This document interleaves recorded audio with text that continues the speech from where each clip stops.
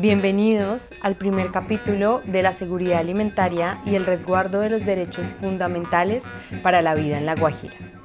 En esta serie de 5 programas exploraremos uno de los desafíos más urgentes que enfrenta la comunidad indígena guayú del municipio de Manaure: la desnutrición y la malnutrición, especialmente en niños, madres gestantes y adultos mayores.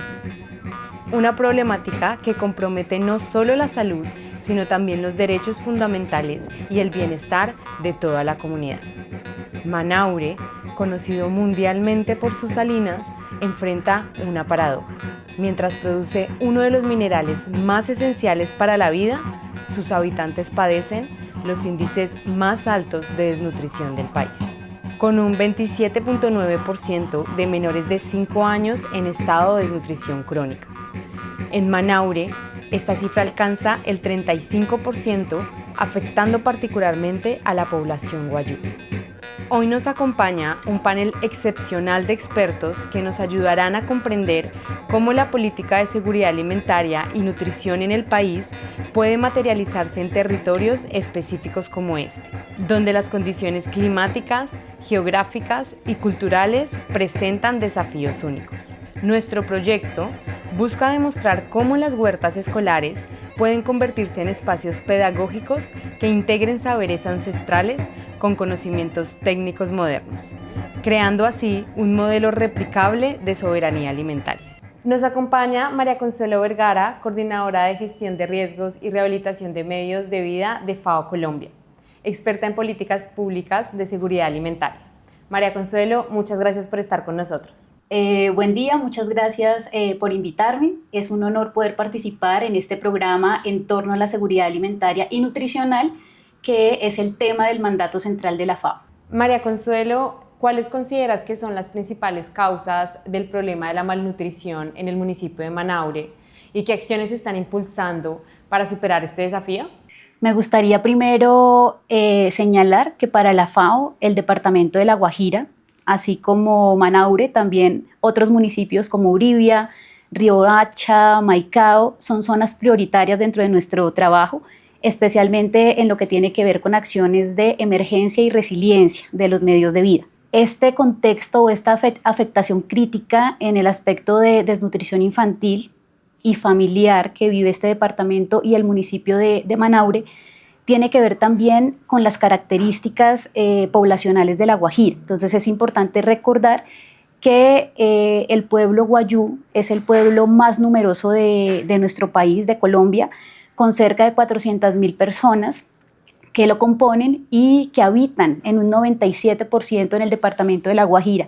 Esto es importante porque también es un factor común en diferentes partes del país, que las poblaciones étnicas en general enfrentan graves problemas de desnutrición aguda y en general de seguridad alimentaria y nutricional.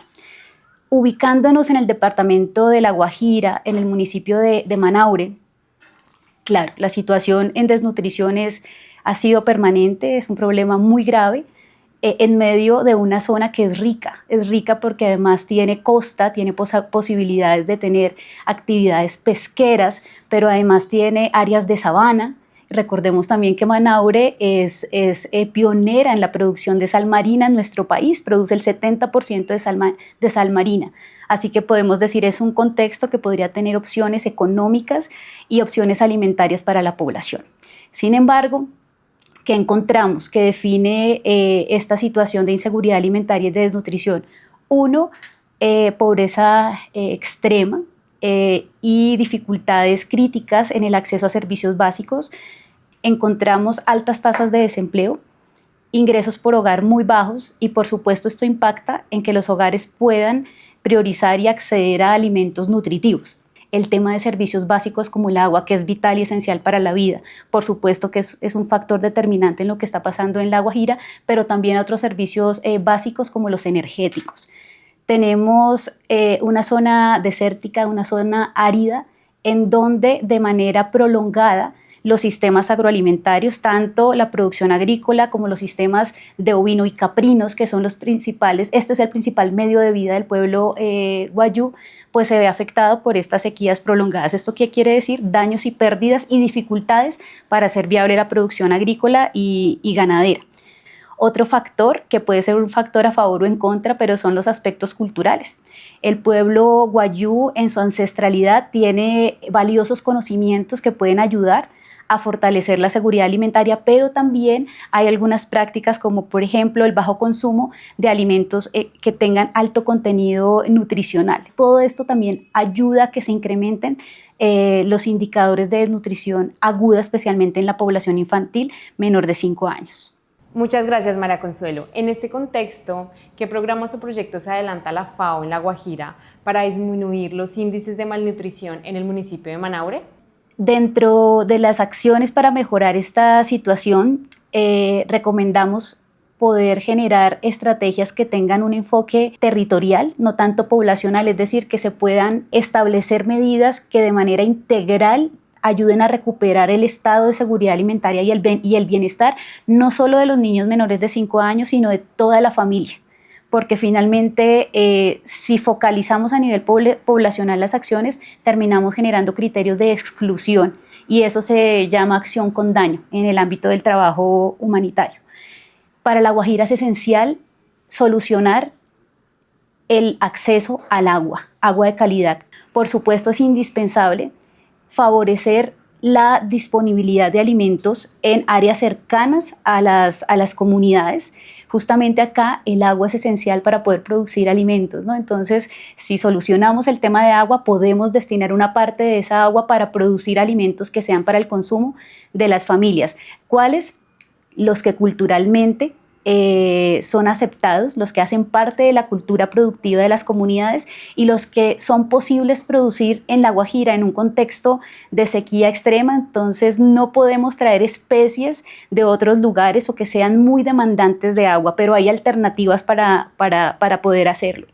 Todo el acompañamiento y fortalecimiento de capacidades a las comunidades en aspectos de educación alimentaria, en alimentación saludable, es una estrategia que no puede faltar en las iniciativas que busquen mejorar el estado de seguridad alimentaria y de nutrición de la población, especialmente de la población infantil. María Consuelo, para esta población infantil, la FAO promueve las huertas escolares como estrategia para fomentar la seguridad alimentaria en La Guajira. La FAO a nivel internacional y a nivel nacional promueve la producción de alimentos a nivel de huertas familiares. Por una parte, en el contexto escolar, los resultados que se tienen al tener estas unidades productivas o huertas escolares nos ayudan a complementar los alimentos que se proveen a través de los planes de alimentación escolar. Esto es muy diverso en el país, no siempre los PAE, los planes de alimentación escolar, pueden cubrir el 100% de las necesidades de alimentos y de nutrientes que se requieren en los comedores escolares. Entonces, si tenemos unas escuelas que están en área rural, que tienen disponibilidad de tierra para producción, siempre viene muy bien que haya una posibilidad de producción de alimentos complementarios. Además que estamos hablando de entornos rurales en donde parte de la formación de los niños, de las niñas y de los jóvenes debería estar ligado a su entorno natural. Es decir, podemos utilizar esas huertas como aulas vivas también para proteger y fortalecer esa vocación agropecuaria, porque nos estamos quedando sin personas jóvenes que se dediquen a la actividad agropecuaria. Entonces, aparte de producir alimentos, esto puede cultivar en los niños y en las niñas realmente la esperanza y evidenciar que sí es posible vivir dignamente de la producción de cultivos o de animales. Y esto tiene grandes retos porque los docentes, sobre todo en las escuelas que tienen este énfasis agropecuario, tienen formación agropecuaria, les gusta y nos han ayudado en varias experiencias a facilitar toda esta adaptación dentro de los planes curriculares. Es decir, ha sido un trabajo en doble vía. Desde los procesos de huertas familiares se pueden generar espacios de laboratorios en campo para poder aplicar las ciencias básicas en matemáticas, en física, en biología, en química, pero a la vez también vamos mostrándole a estas poblaciones jóvenes cómo es posible producir alimentos diversos, cómo es la importancia de la inocuidad, de la adaptación al cambio climático, etc. Entonces, la producción de alimentos a nivel familiar, ¿por qué la promovemos? Uno, se incrementa la disponibilidad de alimentos y alimentos diversos y de calidad. Por ende, se mejora la seguridad alimentaria de toda la familia. Tercero, si durante esa producción de alimentos integramos estas medidas que hagan a las comunidades mucho más fuertes para enfrentar la sequía, las inundaciones, inclusive en la lógica del conflicto. Otro elemento es esta reconstrucción de tejido social, tanto en torno a la huerta escolar como a las unidades productivas familiares, porque se promueve este trabajo colaborativo. Así es, María Consuelo. Gracias por compartir con nosotros la labor y la visión de la FAO frente a este desafío. Muchas gracias por la invitación. Ha sido un honor poder participar, compartir nuestras experiencias sobre seguridad alimentaria y nutricional en La Guajira. Las políticas internacionales y nacionales encuentran su verdadero valor cuando logran adaptarse a la realidad de cada territorio. Para poder entender cómo esta visión se vive desde dentro de la comunidad, nos acercamos ahora a la voz de una lideresa guayú, que combina la mirada institucional con la experiencia de su propio pueblo. Buenos días, Kenia. Para nosotros es muy importante que nos estés acompañando en este espacio como lideresa guayú. Tu voz es fundamental para entender cómo las comunidades viven, sienten y defienden la digna alimentación desde su propia cosmovisión. Bueno, muchísimas gracias, Daniela, por la invitación. De verdad que es muy importante dar a conocer desde la perspectiva de mujeres guayú, de nuestro pueblo guayú, cómo es el tema de soberanía alimentaria, aunque ciertamente no existe una traducción exacta de esta palabra, la relacionamos con todo el tema de alimentos, por supuesto. Entonces, gracias por la invitación y bueno. Para empezar, ¿podrías contarnos cómo la comunidad incorpora el concepto de soberanía alimentaria dentro de su propia cosmovisión? Bueno, como te decía al inicio, la soberanía alimentaria no tiene una traducción exacta como tal, pero la relacionamos con los alimentos propios de nuestra cultura, con todo el tema de siembra, pero más allá de eso, también la relacionamos con nuestro territorio, con lo que somos, con nuestra espiritualidad. Todo está conectado.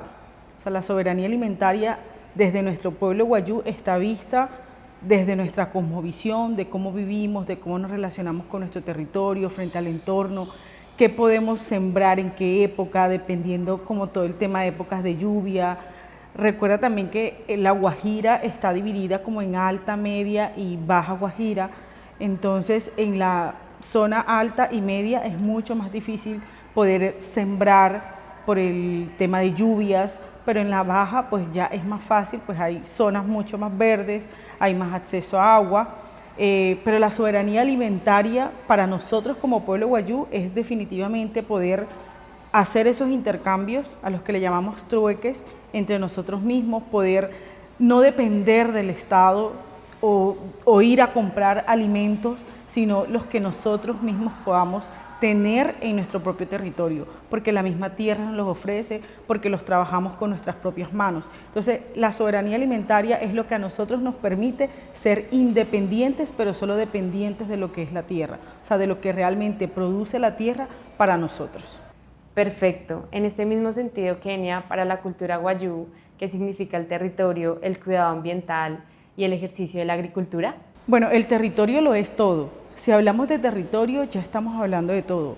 El territorio es, muchos podrán decir que es una parte de tierra que tiene un límite de tal a tal para tales personas o tal comunidad.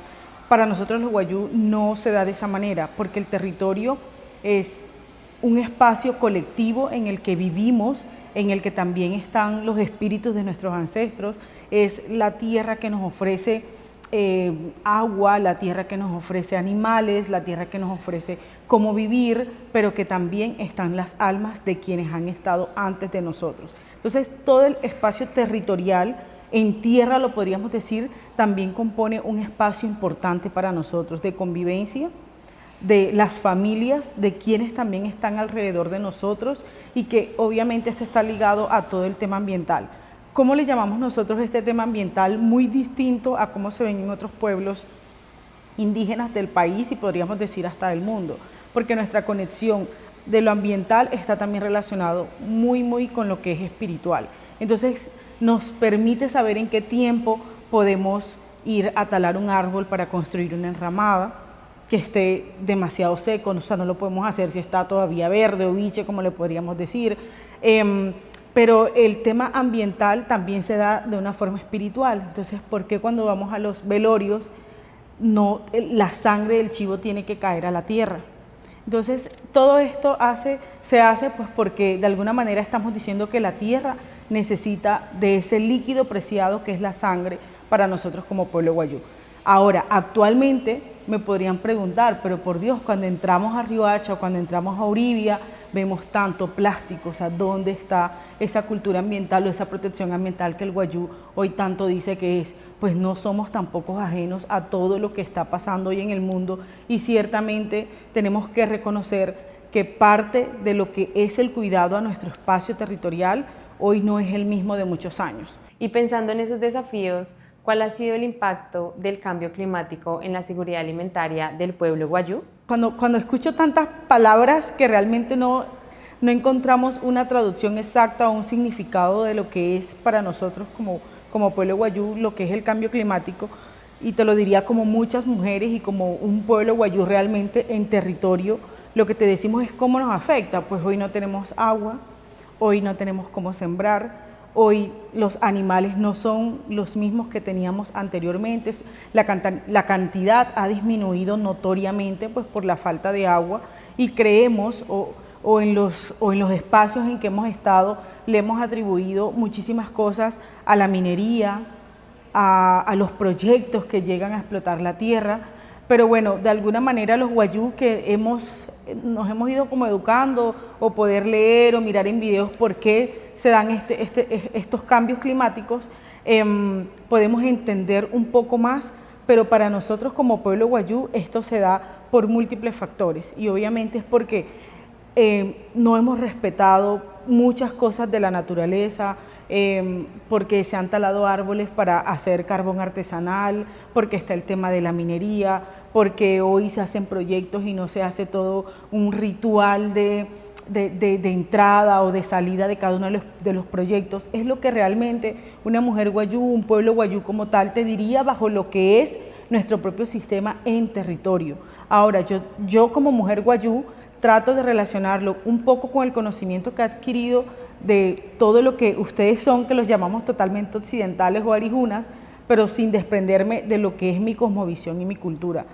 Creemos y estamos seguros que respetar la espiritualidad, la cultura propia, la relación que tenemos con el territorio, ayudaría un poco a mitigar muchos de los impactos que hoy tenemos y que nos afectan directamente. Entonces, hoy podemos decir, el cambio climático, salimos en noticias diarias, el pueblo wayú sale en noticias diarias porque los niños se están muriendo por desnutrición, porque no hay alimentación, porque no tenemos acceso a agua potable y un sinnúmero de afectaciones que definitivamente recaen al pueblo, directamente al pueblo wayú. Además, las condiciones de territorio que tenemos no son iguales a las de los demás. O sea, es un territorio desierto, o sea, lleno de arena, el cual nosotros, por supuesto, apreciamos y queremos porque nuestra conexión está conectada con esa tierra árida, con esa tierra que muchos la llaman, ¿no?, el desierto más grande o como quieran, pero para nosotros es nuestro territorio.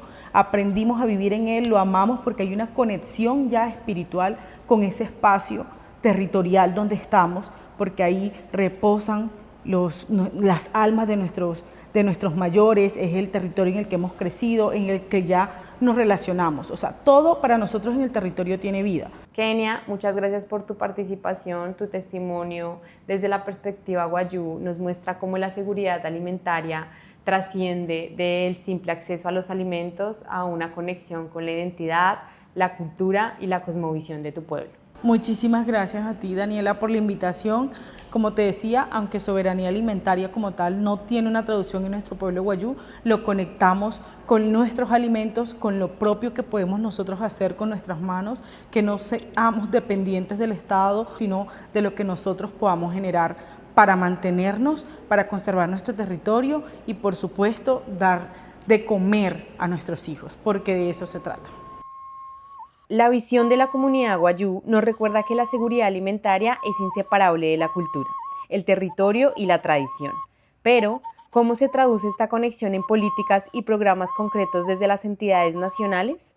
A continuación, escucharemos la perspectiva del Instituto Colombiano de Bienestar Familiar. Hoy nos acompaña el director Salvador Rincón del ICBF para conversar sobre las políticas y acciones que se adelantan a favor del municipio de Manaure. Director, para empezar, ¿usted podría contarnos cuál es la política de formación nutricional del ICBF y cómo espera impactar la niñez de Manaure? Sí, desde el Instituto Colombiano de Bienestar Familiar hemos venido implementando una política de salud para la alimentación o salud alimentaria. Sabemos que es importante al llegar a los territorios empezar un diálogo intercultural con cada una de las comunidades que hay en dichas regiones del país y sobre todo en la zona apartada de Colombia, que es donde estamos haciendo presencia, precisamente regiones como Guajira, Chocó, Bichada, que son las de mayor incidencia de casos de mortalidad por desnutrición en Colombia.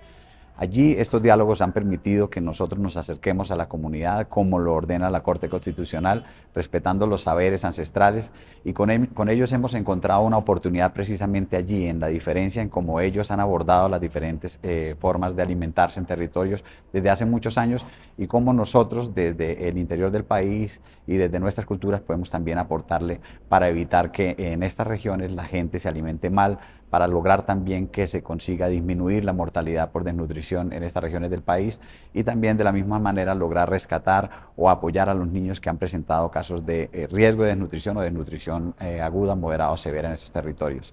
Director, muchas gracias. ¿Y usted podría contarnos cómo se articula la política educativa del ICBF con las prácticas ancestrales de la comunidad wayuu en el municipio de Manaure? Sí, nosotros desde la Dirección Nacional hemos recibido la instrucción de nuestra directora Astrid Eliana Cáceres para construir minutas que cada vez más sean flexibles, que permitan involucrar en los territorios estos productos que son propios de cada una de las regiones, puntualmente en Guajira. Allí en Guajira nosotros hemos permitido, por ejemplo, que en el tema del aporte de proteínas, pues las comunidades que están cercanas al mar tienen por costumbre el consumo de pescado, las comunidades que están ya más hacia el interior del país tienen por costumbre el consumo del chivo como proteína, y en otras más hacia el sur se consume también el huevo, la gallina. Entonces, en la medida en que en cada uno de estos territorios se puede involucrar algunos productos, se han venido permitiendo los mismos. Por ejemplo, el frijol guajirito, el pequeño frijol que se consigue allí en esta zona de la región de Guajira, también la uyama, el maíz, todo esto es propio de allí de esta región y se ha venido involucrando cada vez más en las canastas que se entregan en este territorio, y de la misma forma permitiendo el microcircuito de compras locales que hace también una dinamización de la parte económica de estas comunidades. Director, y en este momento, ¿qué estrategias de formación contempla el ICBF para vincular a la familia y la comunidad wayuu? Sí, es un trabajo que se viene haciendo ya desde mucho tiempo atrás. Nosotros sabemos que estos diálogos se tienen que dar alrededor de los alimentos. Entonces, en programas, por ejemplo, como los que tenemos nosotros en primera infancia, en familias, en la Dirección de Nutrición, tenemos momentos de reencuentro con las familias, es decir, las comunidades una o dos veces por mes se encuentran alrededor de sus alimentos, en el prepararlos, pero también en el cocinarlos y luego al verlos servidos en la mesa, y se generan unos diálogos alrededor de la alimentación. Allí hay momentos propios de su cultura, por ejemplo, en los momentos en que se está celebrando el tema de un entierro, del fallecimiento de un familiar, se reúne toda la comunidad alrededor de este sepelio, y allí durante varios días se preparan, se consumen alimentos en familia y se dialoga, y este es un ejercicio propio de esta cultura del cual hemos venido aprendiendo nosotros al interior del instituto. Son estos momentos los que permiten que las familias se reencuentren y que a partir de ellas se construyan también nuevos saberes. Nosotros hemos permitido también al interior del instituto el que se vaya involucrando en diferentes regiones del país, y puntualmente en este momento en Guajira, productos propios, repito, de cada región. Eso no se venía haciendo, las minutas anteriormente en otros gobiernos se imponían desde Bogotá, hoy se construyen con las regiones, con las comunidades. Y en este momento, ¿cómo se articula el ICBF con otras instituciones públicas para poder cumplir las metas de la sentencia T302 de 2017? Sí, la sentencia T302 impone unas tareas propias al gobierno que nos hace articularnos. Esa interdisciplinariedad en diferentes entidades del Estado permitió la creación del MESEP. Es un organismo que permite la articulación de todos los ministerios o entidades del gobierno nacional para entrar allí a resolver un estado de inconstitucionalidad de cosas. Es así como nosotros desde el ICBF, por ejemplo, hacemos lo propio en lo que tiene que ver con la apuesta institucional, los programas de primera infancia, los programas de prevención a la desnutrición, de familias también hace su trabajo de intervención allí, jóvenes también, programas de infancia y adolescencia también se tienen allí programas. Si queremos lograr esa cifra de cero, que es la que deseamos todos los colombianos, cero mortalidad por desnutrición en Colombia, tenemos que intervenir esa etapa temprana de concepción, cuando la mamá está con su bebé en el vientre. ¿Para qué? Para hacerle los controles de seguimiento de su embarazo, es decir, activar la ruta materno-perinatal. En esas 3 ecografías que se le deben hacer en cada trimestre se lograría intervenir tempranamente para mirar si hay retardo en el crecimiento intrauterino. Si allí se ve que hay un percentil que está muy bajo en el crecimiento del bebé, inmediatamente tiene que entrar al manejo la mamá, y los programas de nuestra Dirección de Nutrición del ICBF contemplan el que la mamita entre a ser parte de estos programas para hacerle un acompañamiento con alimentación a sus familias, pero ella también nutricionalmente con la bienestarina mamá, y esto hace que cuando nazca el bebé no vaya a venir con retardo en su crecimiento, porque desde allí empezaríamos a tener que atender a un niño que ya tiene un problema. Si lo tomamos en su vientre, vamos a evitar que esto suceda y tempranamente lo vamos a abordar. Claro que sí. Y en este contexto, director, ¿qué mensaje usted desea dejarle a los docentes, padres y cuidadores para alcanzar una sana alimentación en los niños y jóvenes del municipio de Manaure? Desde el instituto hemos venido cualificando cada vez más estos saberes que no tienen que ser de un profesional. Los conocimientos se los entregamos a la comunidad para que ellos tempranamente sepan que, por ejemplo, el exceso de sal, el exceso de azúcares, el exceso de grasas, estas grasas trans sobre todo, van a llevar a que cuando la persona llegue a su edad adulta tengan diabetes, hipertensión, cardiopatías, problemas incluso de cáncer. Y si se le explica a la comunidad que debe comer de una forma sana, que debe comer alimentos traídos de la tierra al campo como queremos nosotros y no ultraprocesados, pues vamos a tener unas nuevas generaciones mucho más saludables a futuro. De la misma forma también decirle a ellos que tempranamente, sobre todo en estos territorios donde hay dificultades para el tema de la alimentación, identifiquen cuando uno de sus hijos está en problemas. Y estos saberes se los hemos venido entregando en los diferentes talleres que hacemos con las comunidades para que sean ellos, sus propios padres, primeramente quienes identifiquen estos signos clínicos que permitirían salvarle la vida a sus propios hijos. Las estrategias que nos comparte el ICBF muestran un enfoque integral que va más allá de la simple entrega de alimentos, incorporando así el respeto, la formación y las prácticas culturales. Agradecemos mucho su participación y el compromiso del ICBF con los niños de la comunidad Wayuu. Hemos escuchado hoy análisis fundamentales sobre cómo la Política Nacional de Seguridad Alimentaria puede materializarse en territorios específicos como Manaure, incluyéndose en la cosmovisión del pueblo Wayuu y fortaleciendo la participación comunitaria. Las huertas escolares emergen como una estrategia integral que no solo aborda la seguridad alimentaria, sino que también preserva saberes ancestrales y fortalece la identidad cultural Wayuu. Los testimonios de nuestros invitados nos muestran que la solución a la problemática de la malnutrición en La Guajira requiere un enfoque integral que articule políticas nacionales, respeto por la cultura Wayuu, participación comunitaria y trabajo interinstitucional coordinado. En nuestro próximo encuentro profundizaremos en El saber se siembra. Conoceremos testimonios directos de maestros, estudiantes y sabedores Wayuu que están haciendo realidad esta integración entre conocimientos ancestrales y técnicos modernos en las huertas escolares. Agradecemos a María Consuelo Vergara, coordinadora del área de gestión de riesgo y rehabilitación de medios de vida de FAO Colombia, a Kenia Ojado, secretaria de Asuntos Indígenas de la Gobernación de La Guajira, y a Salvador Rincón Santos, director de Nutrición del ICBF, por sus valiosos aportes. Este es un proyecto del Ministerio de Ciencias, Tecnología e Innovación, programa Orquídeas, con la realización de la Universidad Cooperativa de Colombia, comprometido con el fortalecimiento de la seguridad alimentaria y los derechos fundamentales de la comunidad Wayuu. Hasta nuestro próximo encuentro.